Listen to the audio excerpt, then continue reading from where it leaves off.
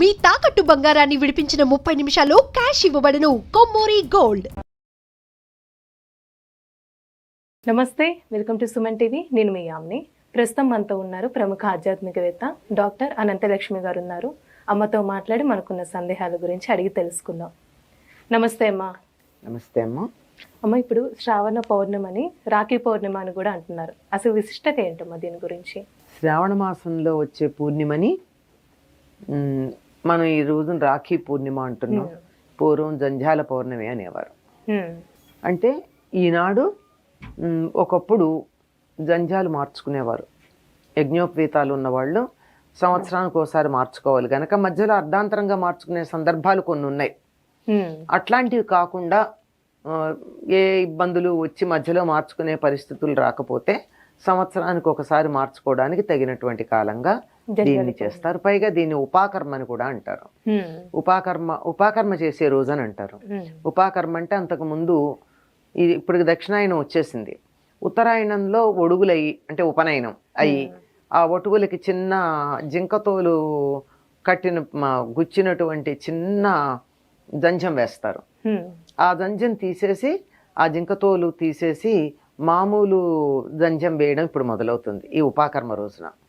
అంటే అర్థం ఏమిటంటే ఆ చిన్న జంజం అయిపోయింది కదా, ఇప్పుడు పెద్దది వేశారు కదా.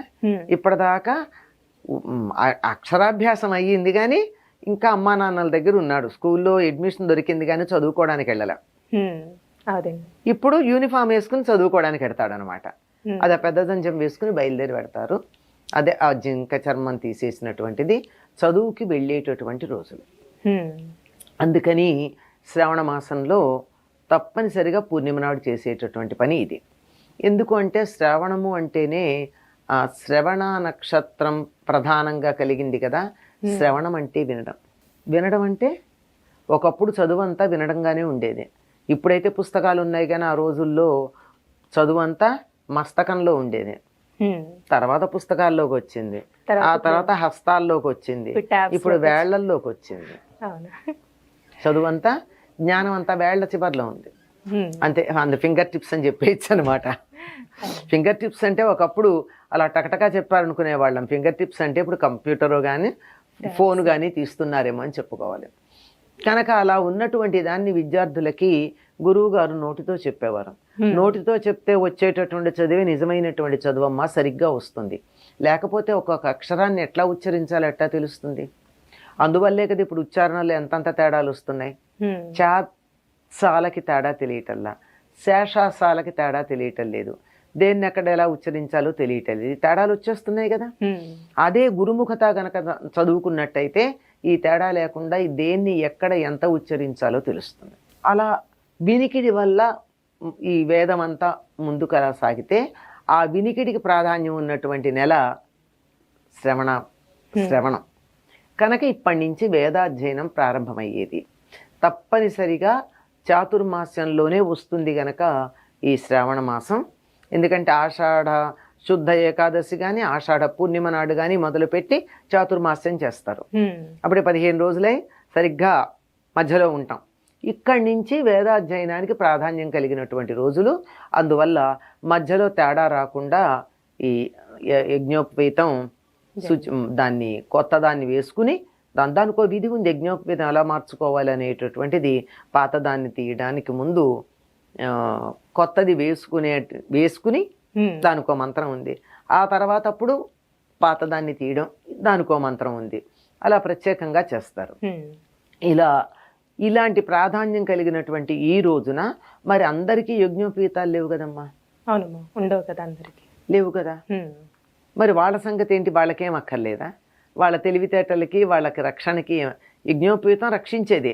వాళ్ళకేం రక్షణ అక్కర్లేదా? రక్షణ అవసరం లేకుండానే ఉంటారా? అవసరం కదమ్మా కదా. మరి అందుకని రక్ష కడతారు ఈరోజు. రాఖీ ఆ రక్షనే తర్వాత రాఖీ అని హిందీలో మనం అనటం జరిగింది. ఆ రక్ష ఎక్కడ కడతారంటే గ్రామంలో సాధారణంగా దేవాలయాల్లో ఉన్నటువంటి, ఇప్పుడు ఒకప్పుడు దేవాలయాలు చాలా గొప్ప వ్యవస్థ అమ్మ. అవన్నీ గ్రామానికి సంబంధించినటువంటి సామూహిక కార్యక్రమాల కేంద్రంగా ఉండేది. గుళ్ళే విద్యాలయాలు, గుళ్ళే వైద్యాలయాలు, గుళ్ళే ఏదైనా పెళ్లిళ్ళు చేసుకోవడం కానీ, ఎవరికన్నా ఏదైనా పరిష్కారాలు కానీ, ఏదైనా సలహాలు కానీ, సూచనలు కానీ అన్నీ అక్కడ దేవాలయం కేంద్రంగా జరుగుతూ ఉండేవి. కనుక దేవాలయంలో ఆ అర్చకుడికి ఇచ్చి అందరూ ఎవరెవరికైతే ఈ యజ్ఞోపేత ధారణ లేదో వాళ్ళందరికీ రక్షణగా ఒక రక్షా బంధనం చేసేవారు. రక్ష కట్టి దేవుడి దగ్గర పెట్టి దాన్ని తీసి కుడి చేతికి కట్టేవాళ్ళు. ఈ రక్షాగంధం కట్టేటప్పుడు ఒకళ్ళతో ఒకళ్ళు నేను నీకు తోడుంటాను, నేను నీకు రక్ష కడుతున్నాను, ఈ రక్ష నీకు ఎటువంటి ఇబ్బంది కలిగించకుండా స్థిరంగా ఉండాలి అనే అర్థం వచ్చేటట్టుగా చెప్పి రక్ష కట్టే పద్ధతి ఉండేది. అదే తర్వాత మనకి రక్షాబంధనంగా వచ్చింది. ఇప్పుడు ఈ రక్షాబంధనం అన్నది మీరు గమనించినట్టయితే చాలా సముదాయాల్లో ఆడ మగ అన్న భేదం లేకుండా అందరూ అందరికీ కడతారు.